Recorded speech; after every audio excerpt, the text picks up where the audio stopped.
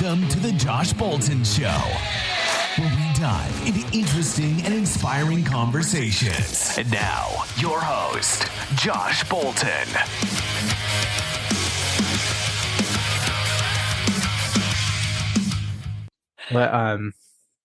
Yeah, that's awesome. One of those, I was thinking of going on a Princess cruise somewhere else, but now hearing your experience, like, choose another cruise line. choose another one. Yeah. Royal Caribbean. I've heard great things about that one. I think they're owned by Carnival, so yeah, it would be a really good one. Holland America is owned by Carnival too. I didn't know that. Yeah, my dad's like the cruise guy, so he's been telling me all this. My husband and his family have been on like over 22 cruises. I'm like only been on 3 or 4, and it's since I've been with my husband. You're like, I only cruise now because of my husband. Yeah. How many would they have to average a year to get that far? Well, my husband's mom's side of the family, they're Caribbean. So what they would do is go on a Caribbean cruise, and then they have family in Aruba and St. Martin, St. Thomas. So that would be almost like what they would do to visit like a lot of the family all in 1 week. But that, I think they went to like almost one cruise at least every single year since they were like 5 or 6 years old. Okay. I mean, yeah. It works. And then you also have time frames like, sorry, we only have 10 hours and we have to go. Yeah. Well, and then now they have like that status and everything. And because I'm with my husband, I have status only if I go with him. So you're like, honey, come with me. Yeah, it's good. I like it. So for the is it Royal Caribbean is the line you use for that?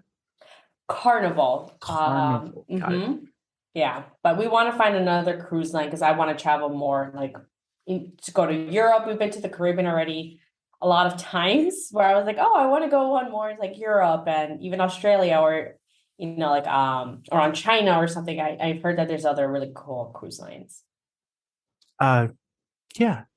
Well, my dad also, he talks about there's like river cruises too. And like the middle, like in Norway, and there's an Irish one. I have not heard of that. That sounds really cool. Yeah, it's the same thing as like going to sea. It's usually a week long, and they just go through this river. This guy he follows, like Gary not Gary Vaynerchuk. I forgot his last name. Yeah, and he's gone on stuff. This Gary guy's gone to like Antarctica. Oh, okay. Right. I was like, oh, okay. Yeah. Very few people can say I've been to Antarctica. Yeah, serious. But yeah, the Gary guy was talking about how he went on these different river cruises. I was like, oh, now that's interesting, kind of thing. Mm-hmm. Yeah, I've never been on a river cruise, or especially one as cool as that one, Northway and Ireland. Mm-hmm. Oh, and then it was just one of those. I'm like, okay. We spent a lot on this cruise, so like we've all told my dad no cruises this year. We spent way too much. Yeah. It is nice that you get to sample a few islands or different places all in one trip, and you don't have to go backpacking and lugging all your luggage. True, very true. Mm-hmm. So where are you stationed at? I'm in Durham, North Carolina. So I just moved here about 9 months ago from Chicago, and I've only lived in Chicago. So this is my first time living somewhere else. Wow. Going from Chicago to North Carolina, that's a bit different. Yeah.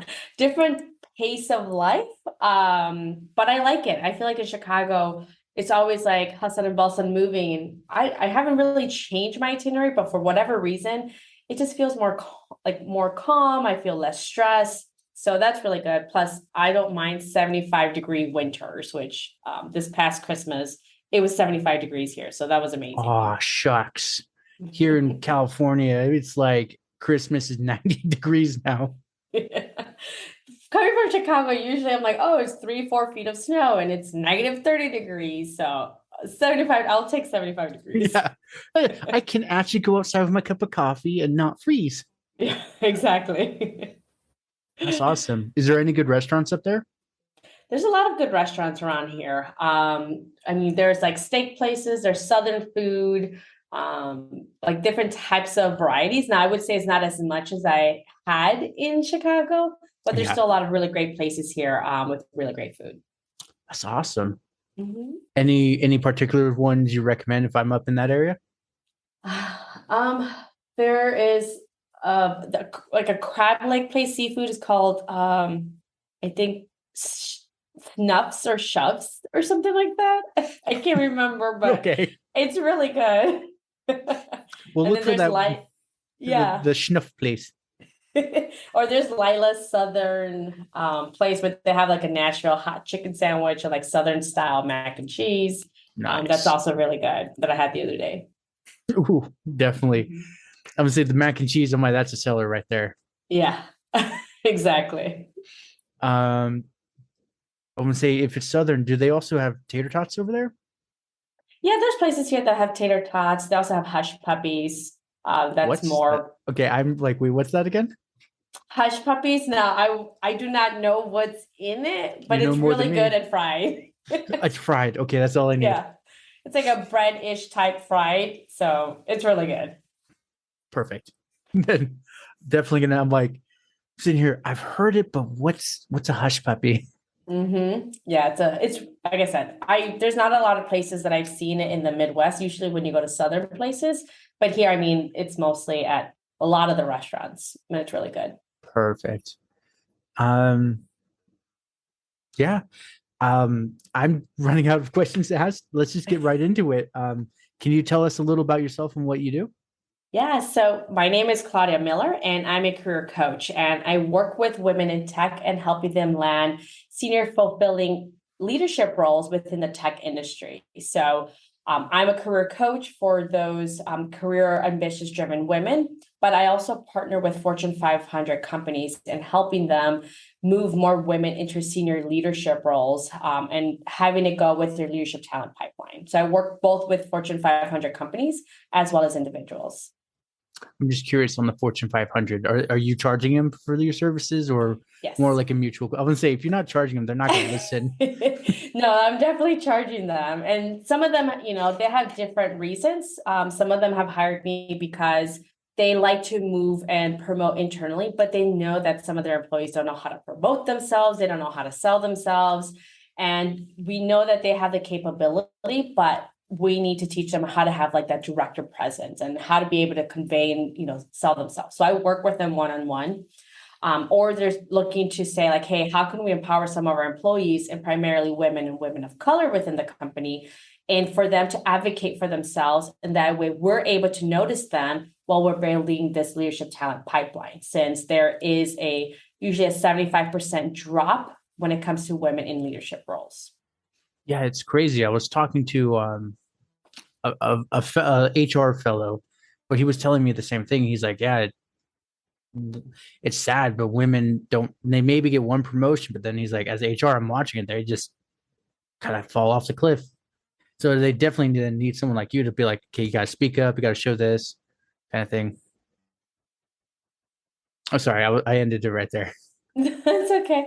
Yeah, there's a research done by McKinsey. We're called Women in the Workplace, and the most recent is from 2021, where it says men and women both get hired at the same rate, but they get promoted differently. So for every 100 men that get promoted, 86 women get promoted. And as you move up the career ladder, that gap starts increasing, and then you see a 75% drop where you don't see a lot of women in those senior leadership roles.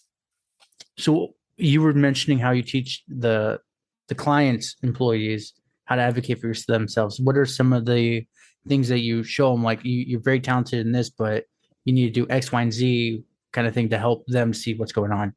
What's the general gist of that?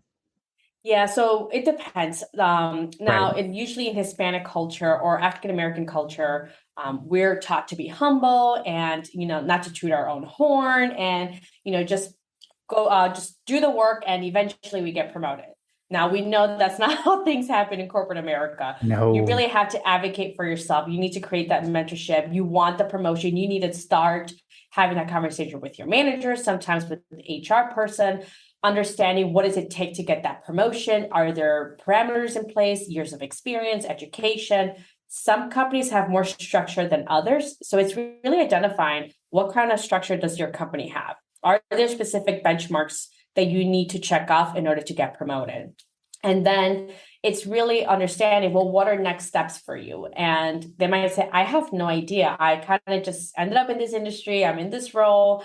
I don't know what I want to do next. And it's then discovering, well, let's figure out, where do you thrive in? Are you more of a person that likes to grow and develop? So that's usually great for like something new, like a new line of service, going to a startup. Or are you more of a grower, meaning it's already set in place, but we want to expand this? Or are you more of a, let's maintain status quo? I know how to keep things, and then maybe I start optimizing things around, like within my department. So understanding which one of those three buckets you fall in, and then understanding, well, where do you want to take your career? Because that can depend whether you want to become a project manager versus a program manager. Those are different career paths, and one of them will get you faster to your end goal than the other.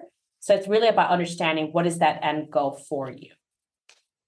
Perfect. Yeah, that was one thing I was chatting with someone about, and I was just like, yeah, if you don't have a goal in mind, then you're just going to be aimlessly shooting in the dark. It was a fellow coworker at the current job I'm at, and he wants to promote and be a manager. I said, well, then this is just applies to everyone. You need to get records of people that are actually going to remember what you do, so you can have them get called later on and be like, oh yeah, because a lot of his coworkers don't remember anything. They're going to be like, he did what, when, where, kind of thing. Yeah. I said, but that's what I told him, like, get a list of people that would advocate for you.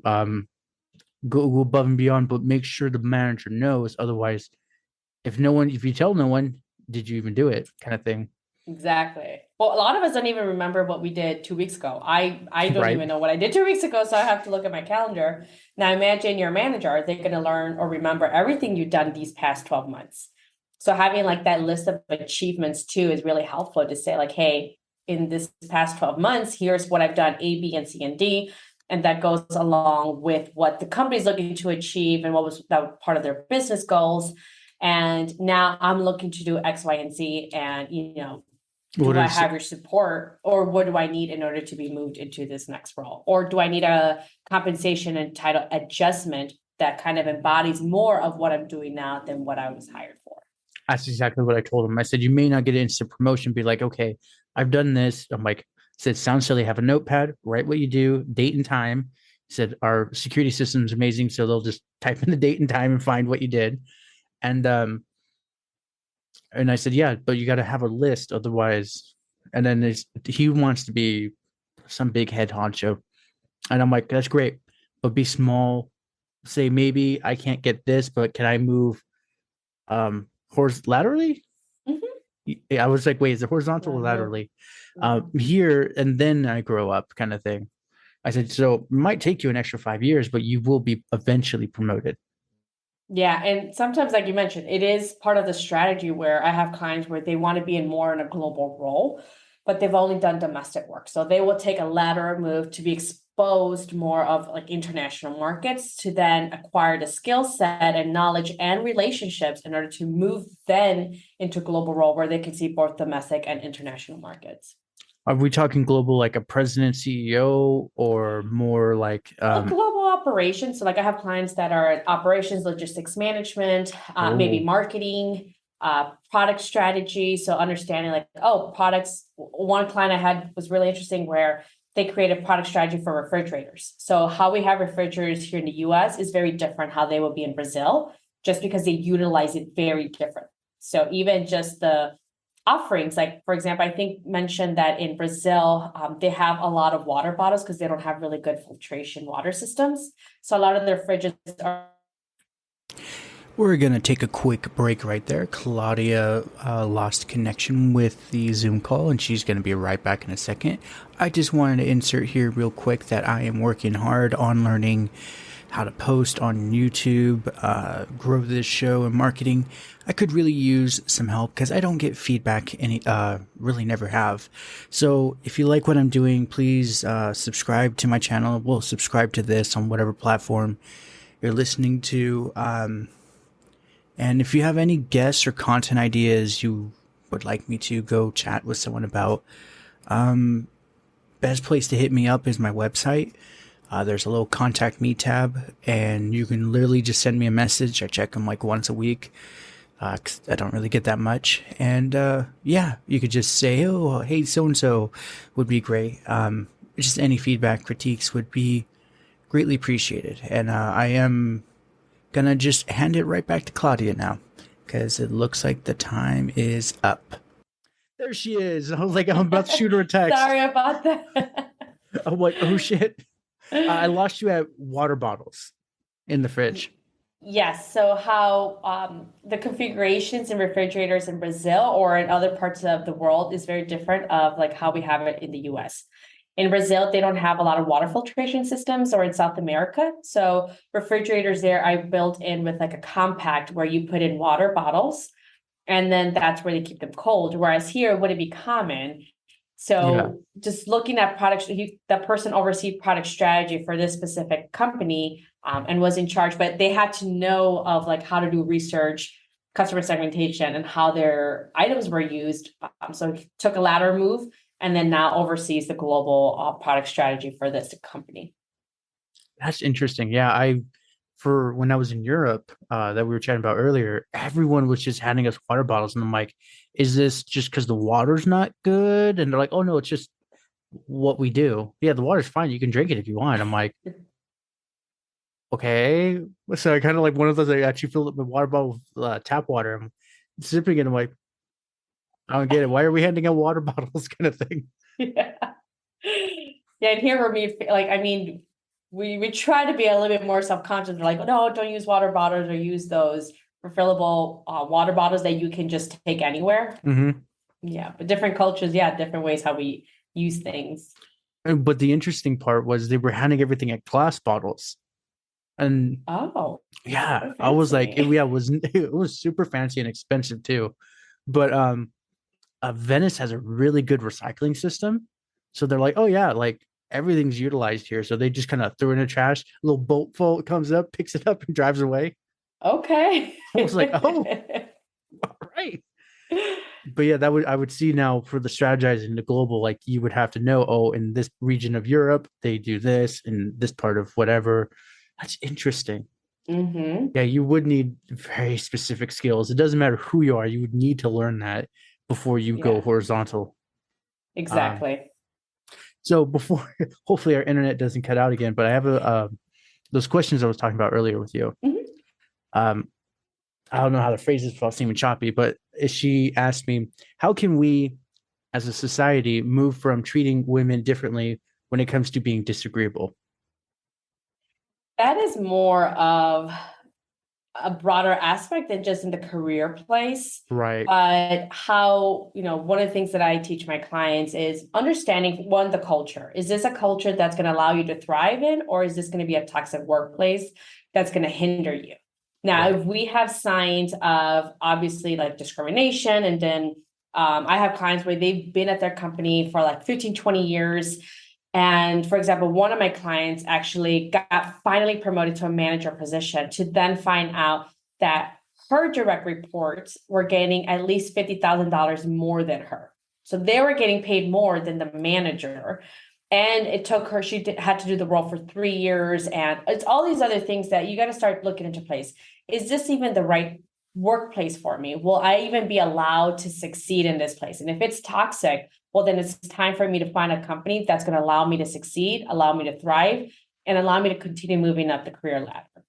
So one is understanding, is it maybe you need to do a better job of conveying it, or two, is this more of a broader workplace issue and you just need to change companies? Now, if it's like like specific people that are trying to put you down, or they might have discriminatory, actions or being microaggressions, well, then that can be something that maybe you can deal on a case-by-case basis. And usually, like, this is a something, depending on your personality too, I would have to say, needs to be taken into account. But when you're dealing with this, it's really to come and not attack it, because that sounds very combative, but it would be like if you were to kind of cut me off, let's just say, and I would say, like, Josh, I apologize, but I'm actually continue talking with, I'll let you know when I'm done speaking. Unless there is something that you want to convey afterwards, I'll allow you to speak afterwards. But it's really bringing it up to light and then understanding that if that person's going to be offended, that person's going to be offended whether you say something or not. So it's making sure that you don't take things personal. Now, if it's a superior, well, then again, we need to have that analysis. Do I want to stay here? Would this person allow me to thrive? Or are they going to hinder? For me, my philosophy is if you won't promote me, I'll promote myself. And I'll go to another company and get paid more, and I'll be given the opportunity and allowed to continue to thrive in. I'm not going to stay in this company just because I've already been here and I've already dedicated time. Like, I am loyal to myself. So I'm going to go to the best place that will allow me to succeed. Very elegantly handled. That's probably what she was aiming for. Yeah, I agree. And like for me, this current job, I look at it as more of a means to an end. It's not my be all end all, because the whole company does not intend to promote me, but it's a whole different thing. And but yeah, that's where I was telling, I talked to a lot of people, but someone I was telling him said, if you want to go to a good place, I said, how you can tell, I said, yeah, there's always a glass door route in that, but that's usually just people who are hurt post there kind of thing, unless the boss is like, hey, can you put a good review if you like me kind of thing. I told him, I said, give a place like 3 months. They'll really show their fangs after 3 months. If it doesn't feel good, just leave. I would say, especially right now, job market's super, there's not enough employees for the jobs. You could just be like, I want to go over here, and they'll hire you. One of the strategies I have my clients use, because I mean, just applying to jobs and interviewing, it is very time extensive. It takes a lot of time. It's very draining. You have to prepare, do all of this work. So one of the strategies I have my clients do is actually reach out to previous employees that used to work at that company. They're more likely to be more honest. Hey, I saw, Josh, that you used to work at this company. Can you tell me a little bit more about culture? And primarily, if you're a woman or a woman of color and you want to know what the culture is for a woman or woman of color, well, reach out to previous employees, and that way you can get a better overview. Don't ask this during the interview question of like, what is culture like here? Because they're not going to be honest. They're not going to say, we're very toxic and we're going to expect you to work, after hours, and I'm going to be texting you on the weekends, and I expect an answer immediately. They're never going to be that honest. So there's no point of even asking that question. It's like talking to a wall. So instead, we want to reach out to previous employees. They'll be more likely to be honest. And you want to reach out to 3 to 5 people, because you might reach out to that one person that maybe was a horrible employee and they got let go and they deserve to be let go. But after 3 or 4, you start seeing, is this a trend or is this an outlier? And that will give you a better understanding before investing all that time interviewing, researching, and going through that process. So would you recommend then building out your LinkedIn profile and building connections to the places you want to go? And then reach out definitely. To them? Okay. Yes, definitely build out your LinkedIn profile. I was reading a stat that on average, around 86% of recruiters will look at your LinkedIn profile to decide whether you're getting an interview or not. So that is just part of the process. So make sure you have an optimized LinkedIn profile that speaks to the role you want, not the role you have. Good. It's funny. I actually had a guy come on. He teaches people how to get into Salesforce. And that's what he was saying. He's like, we were off air and he was telling me, like, he was giving me a special and all that. He said, but Josh, I looked up your LinkedIn profile. You don't have much going on. And I'm like, I don't like social media in general. He's like, and he said it so bluntly, and now I'm readjusting. He's like, if you want a job anymore, you have to at least use something. Otherwise, they're going to think you're some robot, and then they're never going to hire you. Mm-hmm. It's part of their hire, 86%. And not having a LinkedIn picture, having a LinkedIn picture is 14 times more likely for your LinkedIn profile to be seen. Meaning, if I don't see a LinkedIn profile, I'm not even going to bother looking at your LinkedIn profile, and I'm just going to toss off your resume. So you want to make sure you have a really good LinkedIn profile picture. You want to make sure your LinkedIn profile is optimized, because now your LinkedIn profile is almost like your resume. And that's for people that already have your resume. They're looking at their LinkedIn profile. Now, I have my clients optimize their LinkedIn profile that recruiters come to them for job opportunities. I had a client where Google reached out to them saying, hey, we really like your background and experience. We have this manager of data science available. Would you be interested in interviewing? And by the way, this job pays around 240 to 300K plus stock and bonus on top of that. But again, you got to make sure you have an optimized LinkedIn profile to be able to have those types of opportunities in your inbox without even having to apply and going through that process. They reached out to her. So then what would be some of the steps you'd give your clients to start that? Let's say 58-year-old woman, just recently unemployed, hasn't really used LinkedIn. What would be some of the steps, tips or tricks you'd say to start optimizing and get it there? Well, based on that scenario, one, I would not have them change their position, because usually what people tend to do is when they get laid off or they're currently unemployed, they'll put that their end date at their company. Then they'll start a new company saying open to work, and that becomes almost like they're under their experience.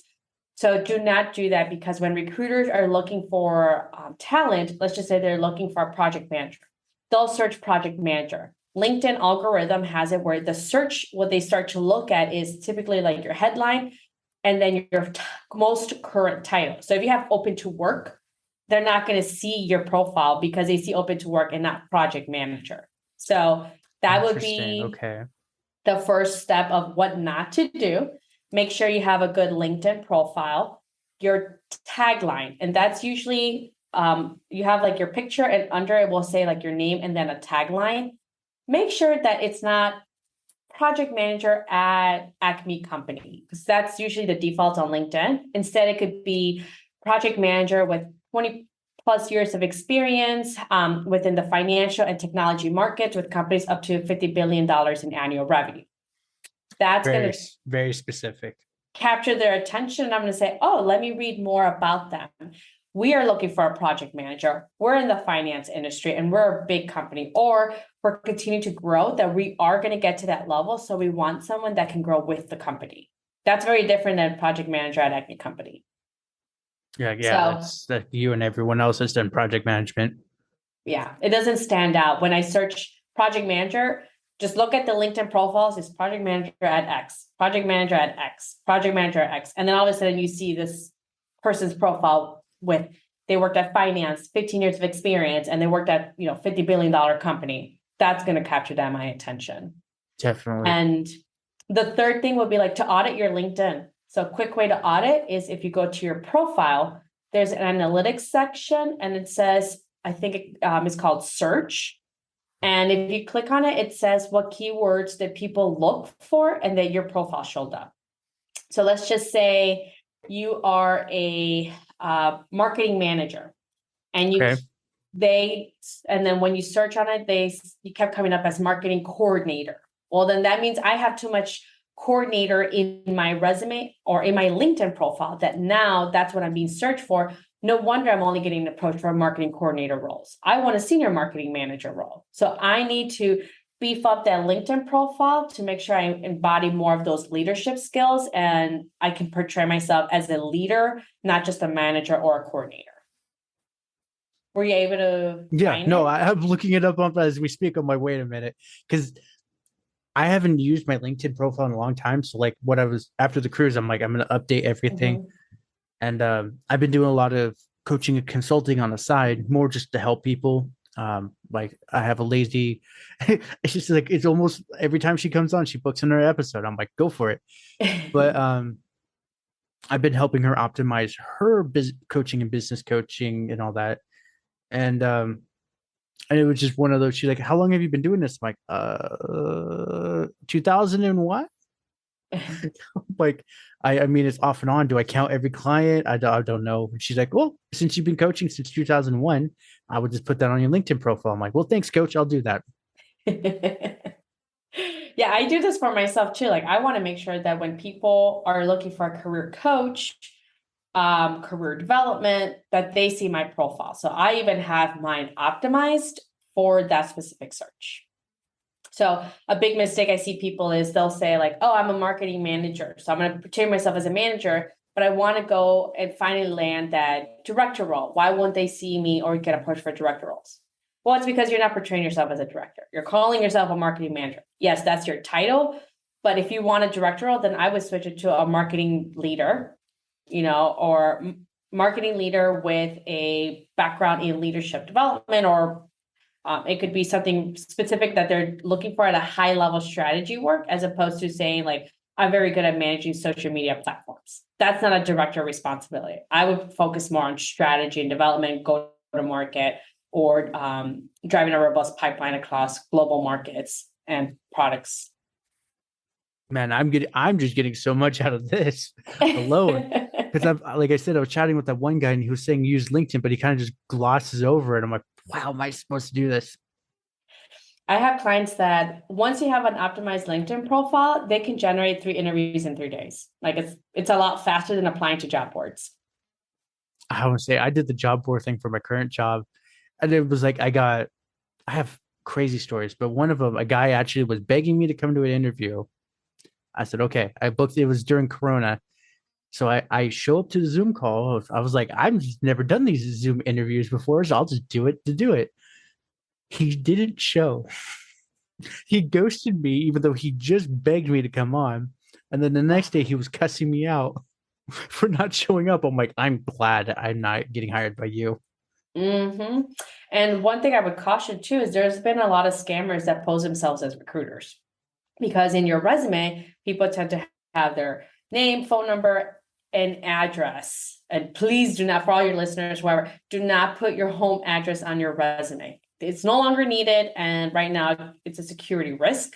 Mm-hmm. So even when you have recruiters reaching out to you on LinkedIn, go to their LinkedIn profile and make sure they have at least activity for 3+ years. And the reason I say 3+ years is because this started increasing even more since COVID. Mm-hmm. So since 2020, so they've created fake profiles and started scamming people out of their personal information. So it's been now about 2 years. So I would even go before then. And even then, I would still go back at 5-6 years and then see, like, do they have activity? How many people are they connected with? And then based on that, I would dictate whether I can trust them enough to even give them that type of personal information. Oh yeah, and that was a big one for me. That was before COVID. One of my exes was like, she was reviewing because she used to do management, so she's like, oh, let me look over your resume. I'm like, okay. And she's like, you don't need an address anymore. But like, if we really want to know, we'll ask you like the second interview. I was like, oh, I thought it was just standard issue. She's like you said, just phone number and email. And LinkedIn URL. You could put your LinkedIn URL so that way they can continue seeing more stuff, because you don't want to give them everything in your resume. But in LinkedIn, if they want more information, they can find it there. Of course. Well, now I'm sitting here going like, I need a pad and a paper, but there's nothing nearby. So then there's all that. Let's say now the 59-year-old woman has optimized everything. She's getting interviews. Is there any interview tips or tricks you tell your clients to do? Yes. Make sure that you don't prepare for an interview once you have an interview already set in place. Meaning, biggest mistake people have is, oh, I just got an interview for this Tuesday. I'm going to start preparing for my interview now. Instead, I have my clients prepare for interviews before they even start applying to jobs or networking, because that helps refine our skills at a more adjustable time frame, as opposed to be like under the gun and now we're freaking out because we have a few days to prepare. Instead, my clients prepare for about a week or 2. We make sure that their interviewing skills is impeccable. Like my clients have been told is, your skills are unmatched. No one even comes close to it. And I even have clients actually review companies' earnings call. So like I said, we filter and make sure that, one, we go after the right companies. If we see that they're not financially stable, we anticipate they're going to be laying off soon, we don't even go after those companies. Only companies that we know are financially healthy. I'm just curious real quick. How do you find that information? Are we going for public companies? Because like you can't get the mom and pop private info like that. There's different ways that you can find of whether a company is financially healthy and stable. Now, it's easier when it's public companies. Now, when it's like startups and mid-sized companies, we have to do a little bit more work. But when I mean more work is 10 minutes versus 15 minutes. But there's ways that you can have a pulse to say like, hey, I think this company is really stable. Whereas I don't trust this company from what I see. I see the writing on the wall. I'm going to parking lot this company, and I'm just going to focus my efforts on these other ones where I know they're thriving and doing really well. Okay. I'm just curious. Continue Yeah. with the other part. So once we've identified those right companies, then I prep my clients. So they get a mock interview session with me. So we role play as if it's a real interview. We already know what questions they're going to be asking. So we start preparing. And then what's going to make them stand out from the competition? What are the hardest skills to hire for? What are their biggest pain points? And what are they trying to achieve? And that's what we focus on. My clients don't ask, tell me a little bit more about the culture. Can you tell me what the day-to-day looks like? Instead, my clients are prepared where they can say, by the way, Josh, I saw that Acme Company is looking to release a new product at the end of the fiscal year. And it's primarily for this customer segmentation of between the ages of 30 to 35. What are some of the strategies you currently have in place in order to do the go-to-market? And are you going to leverage your other customers and other segmentations in order to be able to fill and drive this pipeline? Is that what I'm asking them? Yeah. That's what you're asking them. So you're coming in as the expert, and they might say, we haven't even thought about that. Or we know that there's a market, but we don't have any strategies. So let's just say if I'm in marketing, from my experience, I've worked with the 25 to 35 customer segmentation. And one of the best practices that we've seen and that's been the most profitable is A, B, and C. So now I'm set up as the expert. I've opened up and kind of brought up a challenge that they may not have even thought about or know that they have, and I'm the one that has a solution. And I'm telling you how well it performed in my other previous roles. That's impressive. It's at a whole nother level. So you see, like it takes time. And it takes time. It takes about 1 or 2 weeks. But once the interviews come in, my clients are already prepared. Like, oh, I have this interview coming up. I've already prepared. I know what to say. I'm not going to wing it. I'm not going to figure out what to say once I'm there. I know exactly what to say and then what to bring up that I know is going to put me at a whole nother level that other candidates, they don't even have the time to get to this level because it does take 2 weeks. And usually you don't have 2 weeks to prepare for an interview. Yeah. I was gonna say, if someone came at me with like that, my only thought is thinking as the person being interviewed is like, was that being too intimidating? And even though I was qualified, the interviewer was scared and like, I don't like this person. Mm-hmm. But it depends, the style. But yeah, it's mostly like, oh yeah, that's exactly what we thought about. And we, what I hear from like the interview, like the person interviewing is like, oh my God, I'm so glad that you brought that. No one even brought that up. That's actually one of our challenges. We're looking to hire to fill in that skills and knowledge gap. And here's what we have planned. And we want this person to help us continue developing this strategy. Genius. This is why you're the coach for this. I'm like, because I've never thought about turning the interview on you as an interview to them kind of thing.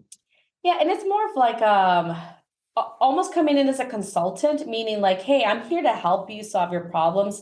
Based on what I've seen is you're looking to do X, Y, and Z, and I can help you with this. But have you already started considering what's going to happen with A, B, and C? From my experience, that's what typically tends to happen. Oh, we didn't know we had to think about that.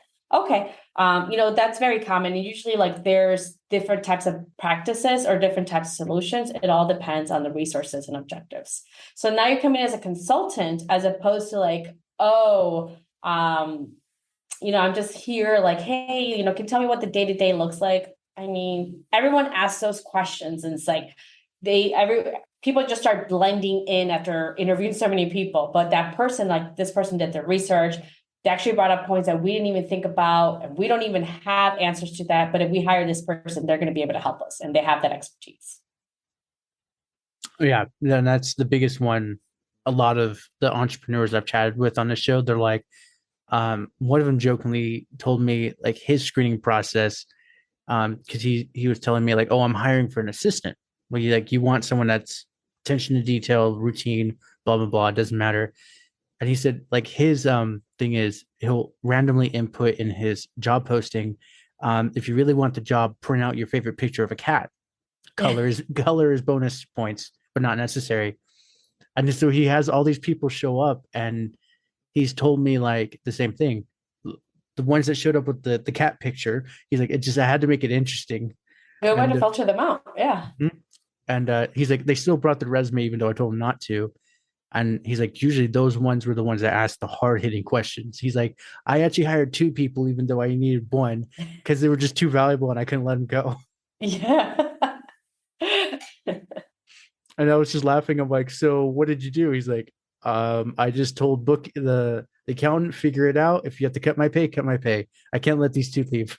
Yeah, when you have good talent, like I've had clients been told like, oh, we can, the salary range for this role is like 140. And afterwards they offer them a salary of 150 with like a $10,000 sign-on bonus because they really wanted them. Or they'll say, this is usually a 4-part interview process, but we really want you. We know you're interviewing, so we're going to cut the last interview. We're going to send over the offer today. Those are always the best because then you're like, I know I have the job, kind of thing. Yeah. So then we went through the LinkedIn optimizing, the questioning on the interview. Then I guess what would be the next steps that you would help your clients with in, I guess, transitioning into the role? Yeah. Well, transitioning, I always like to say like, I consider myself very resourceful, and I've been able to land jobs when I only have maybe 20-30% of the experience of what the job posting said, but I still got 30K salary increases and I got the job and I was successful at it. And how I like to say is like, you can become an expert at anything. So the first 90 days, I have my clients, especially if it's something new that they've never done, and I know that they're feeling a little bit like imposter syndrome, or they're not feeling as confident because this may be their first director job or their first manager job.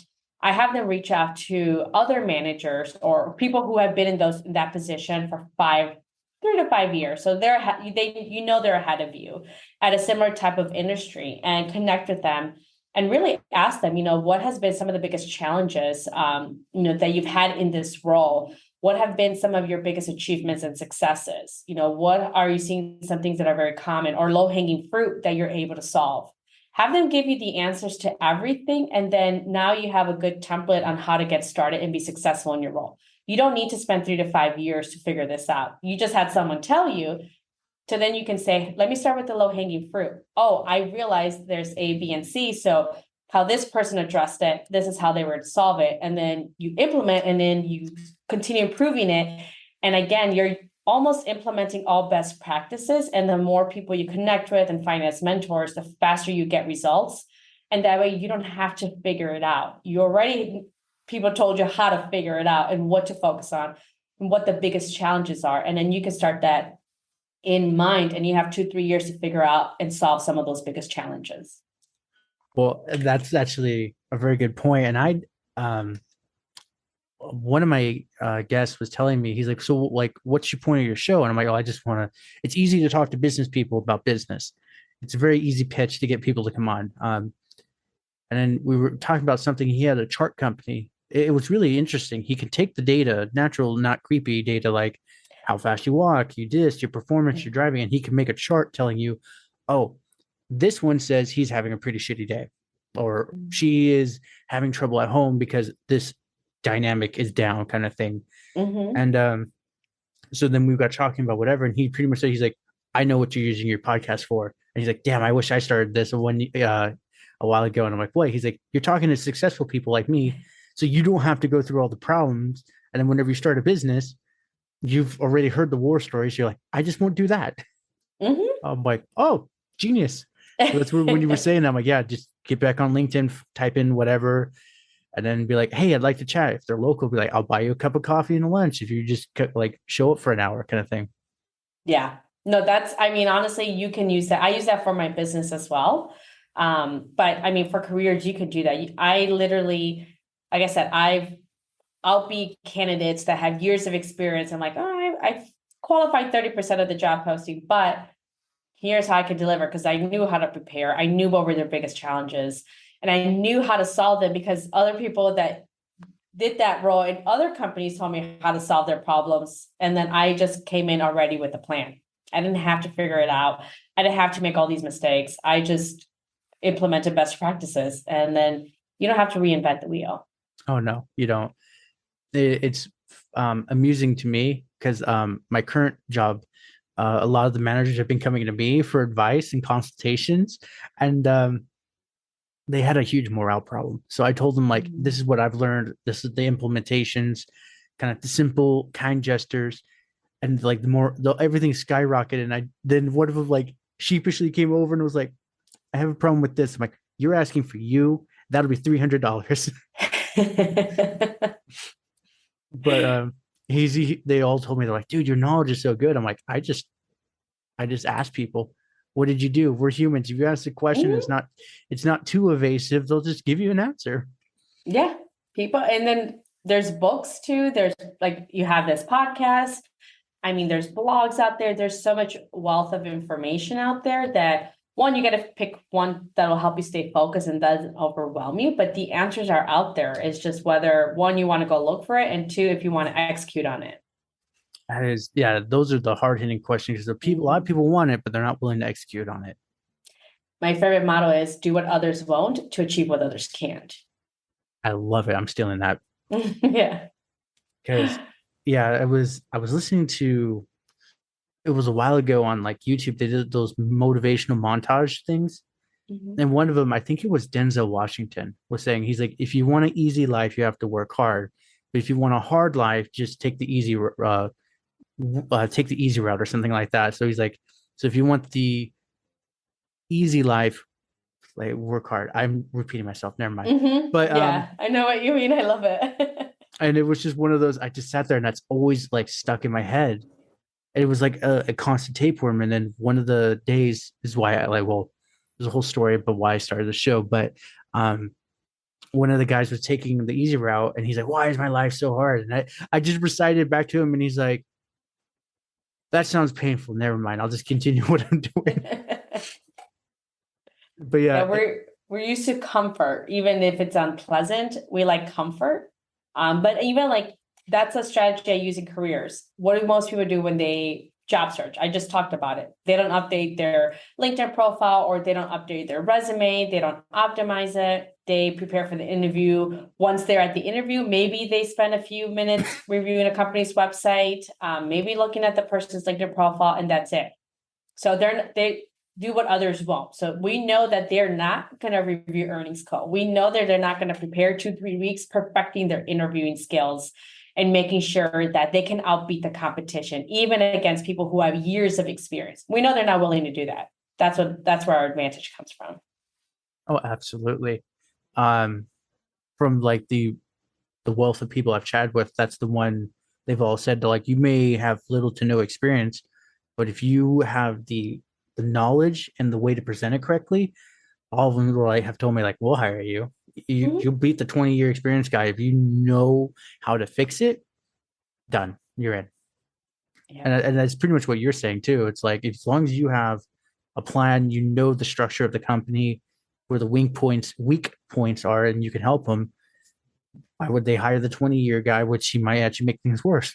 Yeah, and then now with like LinkedIn and everything, you can build networks and create them really quickly and get a lot of like insight that with people with 15-20 years of experience, and then implement it as, maybe as your first, second, or third year in the industry or that type of role. Absolutely. Is there anything specific you want to go over that I must have missed? Well, one of the things, one of the things that I have seen is there are systems like kind of not being careful, but like there are some systems within companies that do tend to hinder professional growth, especially depending on your personality. And it could be like the one I talked about. If you're a person of color, usually like Latin heritage or African American, we are told not to toot our own horn, to kind of put our like really just dive ourselves into the work, and eventually we get promoted. But there are some company systems now where they have it where you have to like almost like raise your hand to say like, hey, I'm ready for that promotion. And I think that those type of systems are very hindering to a lot of professionals. Like I said, women of color, and if you're an introvert. Because if you're an introvert, you're probably not going to be like, hey, yeah, I think I'm ready for that promotion.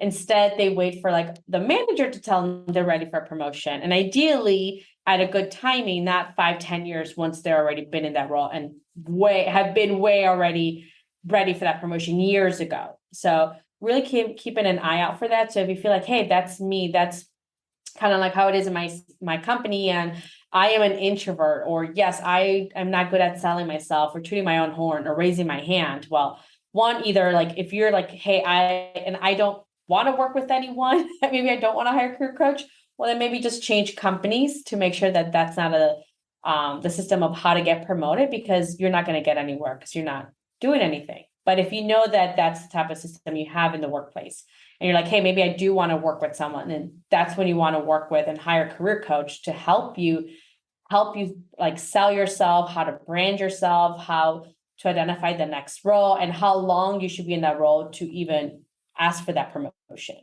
And a good rule of thumb is, if you're an individual contributor, I like to exclude sales because sales is a little bit different. Yeah, but it's a whole animal in and of itself. Yeah. So aside from sales, but for the most part, if you're an individual contributor, I recommend 2 to 3 years in that role. Once you've been in that role for 2 to 3 years, it's time for a new job. So whether it's a promotion or it's a lateral move, to really start building your arsenal of skills, because afterwards you start stagnating and then you start losing that competitive advantage. Now, if you're a manager or supervisor, usually it's between 3 to 5 years. And then if you're a director, senior director, the average is around 5 years. And then if you're an executive, it's anywhere between 7 to 10 years. So if you feel like, hey, I've actually done that role for more than years that you just mentioned, well, then you're already ready for that promotion. And the longer you stay in that role without that upward mobility, the more you start losing your competitive advantage. Then that's going to make it hard for you to go into the workplace. And also you tend to not get as many salary increases as you would have out somewhere else. Because 8 to 10, if a company has like, hey, you only get 8-10% salary increases, well, if you go elsewhere, you can get a 30-40% salary increase.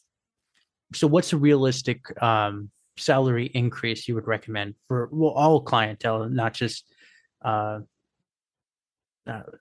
gonna stop. I'm gonna say something bad, but essentially, what would be a realistic, like 10% a year? What would be a good healthy growth you would recommend to your clients? There's no actual number. It's whatever the marketplace is paying. Because I have clients double their income. I had a client get $140,000 salary increase, and that's because that's what the market is paying. So a good analogy I like to use is almost like a house, like buying a house. Let's just say, Josh, you bought a house for $100,000 3 years ago. This is an example, clearly. Right. And now you're ready to sell. And I'm ready to offer you $300,000 for that house. Are you going to tell me, no, Claudia, there's no way I can accept your $300,000? I only bought it for $100,000. So maybe I'll sell it to you for $120,000. How does that sound? You're probably not going to do that. If you're a sane person, there's no way you're going to do that. So I tell all career professionals, stop basing your next salary based on how much you're making. It actually has nothing to do with how much your next salary needs to be. So let's just say you're a marketing manager and you're making $100,000. Well, then you're not going to say, well, as a senior marketing manager, maybe I should ask for 120. I mean, I'm making 100 or maybe 110. Maybe I should ask for 110. That is the biggest mistake, because instead we want to charge what the market is paying. Oh, I realize that technology companies for a senior marketing manager role are willing to pay 150. Well, then I want the 150 plus a 20% bonus on top. And if it's a public company, I want some RSUs in it or some equity. I don't care that it's $50,000 more than what I was already making. That's what the market is paying. So that's what I'm going to be asking for. That's how much the skills are valued at this time in this marketplace. So I tell my clients, we're going to ask what the market is paying. I don't care how much you're making now, because that has nothing to do with what we're going to be asking for in this next role. So that's like a really good analogy of, do not base your next salary by how much you're making. Instead, how much our company is willing to pay. That's the salary I want. That's good. I heard it differently, where it's like, if you want to raise, but you don't want to be confrontational, look it up like on LinkedIn or whatever job sites and take notes of like the top 10 companies, and then present to your manager being like, I would like a raise in the medium of whatever. This is what people of my skill level have. And if they deny it, then it's just like, okay, I'm just going to go apply over there. You're going to lose me because you wouldn't give me the extra whatever. And he's like, usually that works, or they might call your bluff, but 9 times out of 10, they'll just give it to you instead because they can't afford to lose you. Yeah, another thing I can recommend is Colorado has a law where they have to disclose their salary. So Ooh. obviously you have to take into the cost of living. Austin, I think, is a pretty high cost of living, similar to Colorado. Now, if you're in someplace else where it's not that cost of living, you kind of have to take that into account. But if you already know that they have to disclose salaries, and let's just say you want to go after a company like Salesforce, well, then Salesforce, let's look at job positions they're hiring and that job title I want to go after in Colorado, just so I can see what the salary range is that they're willing to pay for this role in this marketplace. And let's just say if I'm already in Austin or a very high cost of living, well, I already know what the salary range is and what I'm going to be asking for. And it could be like when you're applying to new jobs and they're asking for your salary, now you know the budget. You already know they're hiring at this in Colorado and they already disclosed that salary. So that's a good way to base it off. And if you're internally, you can say, I would like to discuss a compensation adjustment and a title adjustment as well. Instead of saying I need a raise, it's just a title adjustment and a compensation adjustment. So much better. Yeah, I'm sitting here going like, that's not going to work. Even if I was a business or manager and you approach me and be like, okay, kind of rude. But you have to highlight too, like, hey, I know I was hired for this role. Since then, my role and responsibilities have evolved, and now it's more in line with the senior marketing manager roles. So I would like to discuss a compensation title adjustment to match my responsibilities that currently have in place. Now, I'm just curious. This is just applies to everyone. What if they said we can't afford that? We'll give you the title, but we cannot afford that. But it is a good company. What would you tell your client then? I'm sure we both can come to a number we both agree on. Perfect. Mm-hmm. Let's start looking at options because, yeah, maybe they won't be able to give you the base, but I've had clients where they're like, hey, we can't meet you at the base, but what about we give you a 25% bonus based on performance, and then we give you a $20,000 sign-on bonus, and how about we give you about $500 or 500 restricted stock units, which is worth right now at like $30 a share. Well, we still got to my number. It just looked a little bit differently. We sliced and diced it differently. If you pay me an extra $30,000 in pennies, I'll still take it to the bank. It's still $30,000. Right. I'm just curious. I don't want to be rude. Do you need to get off right at 1? Because I looked at my holy cow, that went quick. Yeah, time flies by. Sorry, I'm pulling up my calendar. I have a few more minutes. I have a call at 4:30 my time. Okay. So Perfect. yeah, probably like another 10 minutes or so. Mm-hmm. Perfect. Yeah, I agree with the whole stock options or stock. It's like it all equals the same kind of thing. Mm-hmm. I've had clients where sometimes in stock it's been worth over $100,000. That, all right, I get paid the same base, but now I got still like the bonus percentage that's still an increase, and then the stock is worth around $100,000, and a quarter of it invest every year. So that could be, an additional $25,000 a year, and then after that, invest every quarter or something. Yeah. Well, when you get into like public companies where they just pay you in stocks and options, it's amazing how much you can make. Oh, I love those companies because I'm like, oh, this makes it so much fun to like, let's figure out this compensation plan that works best. And my clients are like, it's crazy. I get like a $25,000 check every quarter and I still get my bonus. Plus I still got my salary. So for me, I enjoy those the most because I know we can get a lot more and what that can mean to my clients and their lifestyle. Imagine getting an extra $25,000 check every quarter. That would be fabulous. That's game changing, actually. Mm-hmm. And then there's like the whole strategy. You can like HELOC it, but well, not home equity, but like there's a similar strategy too, where you can take a loan on your stock. Yep. Mm-hmm. Yeah. You don't even have to use or exercise or sell that stock. You can just borrow against it and then you can leverage it. And then hopefully the company's still going up in value, so that can still continues growing.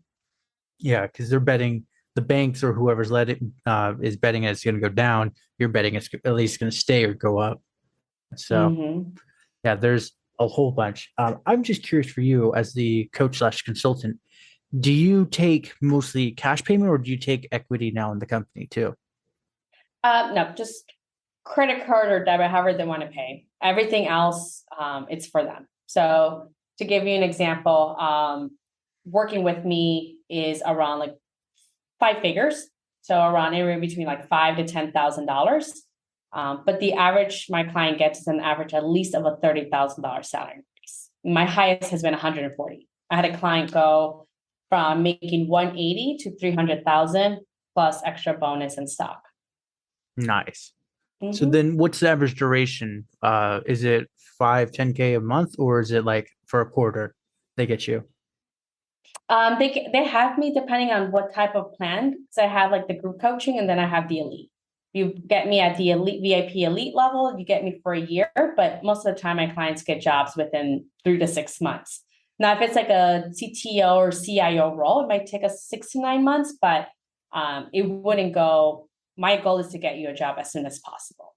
But if you go to the group coaching route, for that one, you have 6 months support from me. And like I said, I ensure that you get a job within that time frame. So I only take on clients that I know I can help and will get a job and are going to get a salary increase. Perfect. Yeah, I was gonna say that I know a few coaches I've chatted with.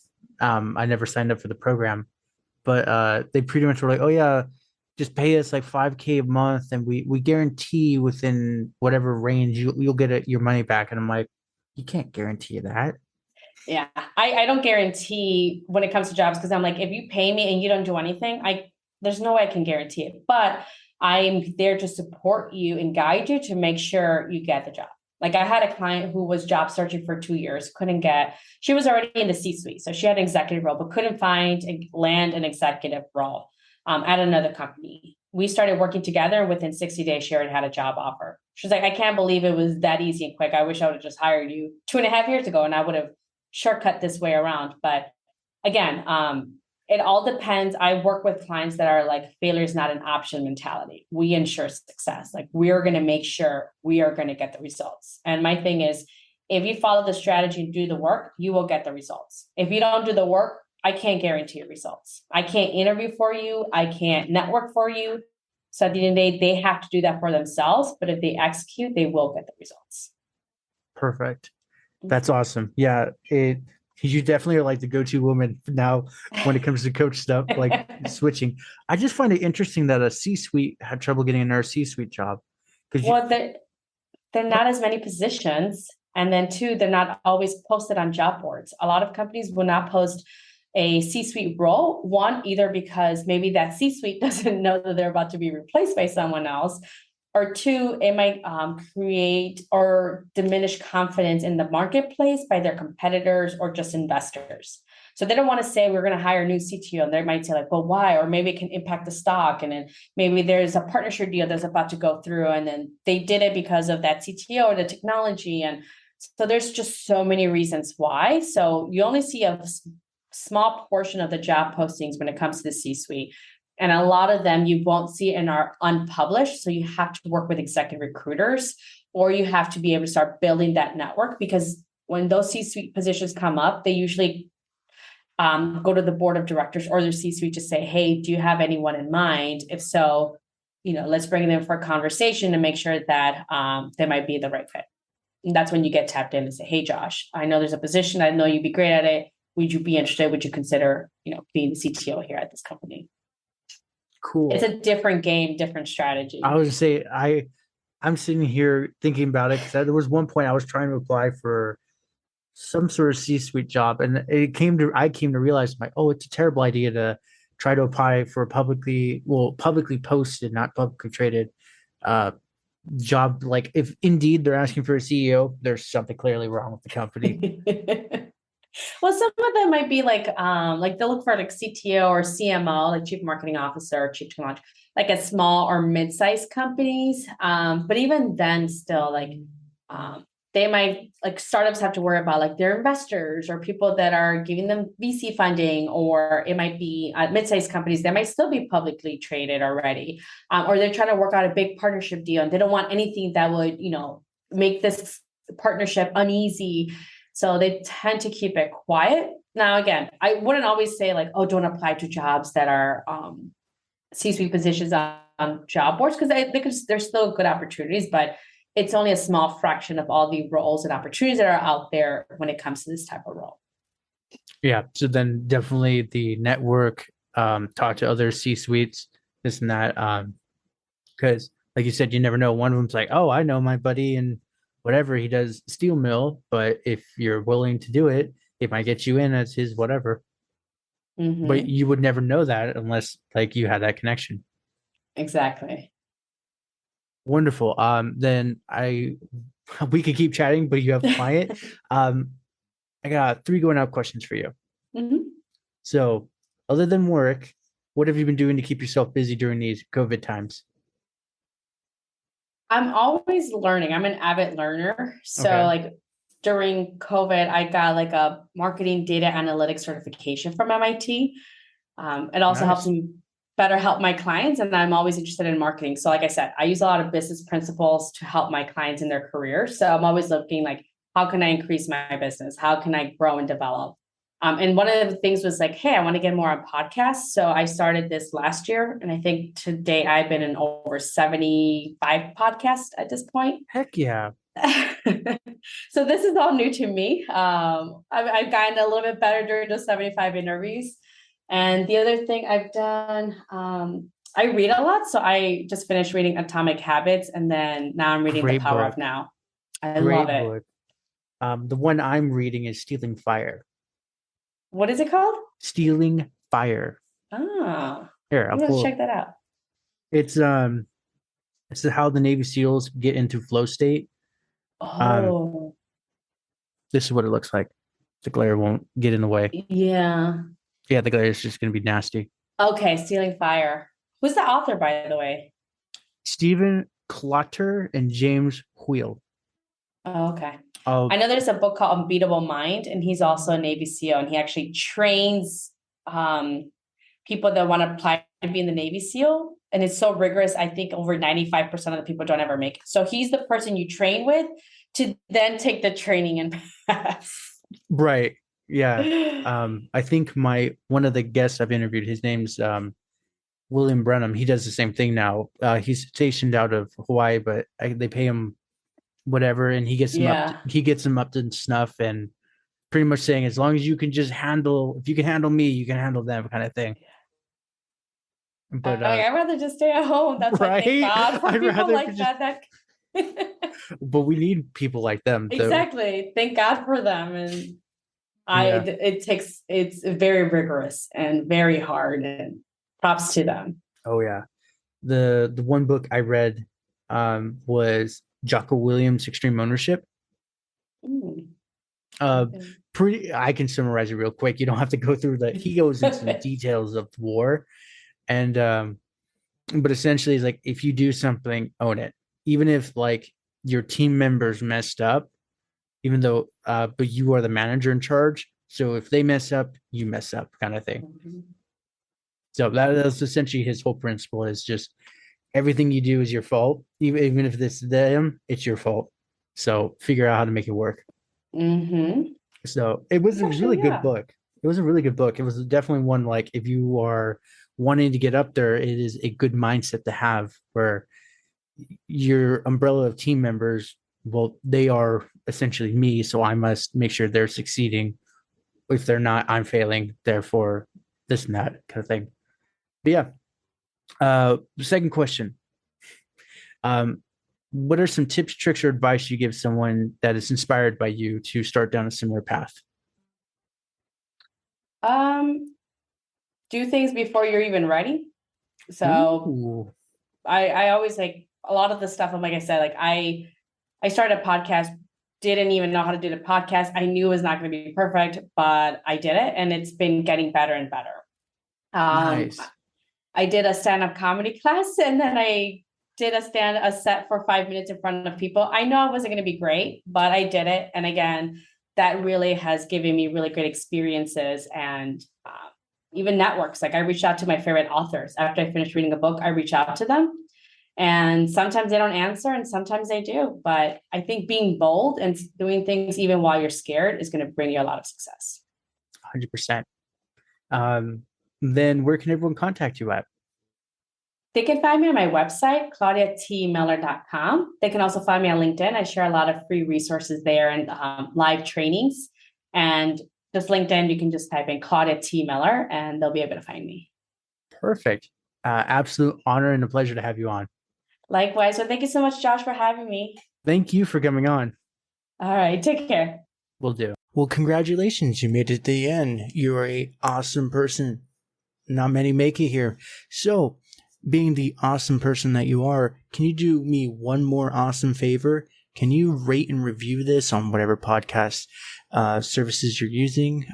If you do it on Apple and you leave an actual written review, I have a thing on my website. I will take your written review and post it for all to see. Congratulations, you're permanently sealed on my site. Otherwise, I am trying to do YouTube more and live streaming. I will try to put as many of the YouTube links in the description of the show as I can. So give your boy some extra help over on YouTube. Watch my videos. I just mute it and change the channel, change the window or something. But yeah, that's it. Thank you for being awesome and see you next time.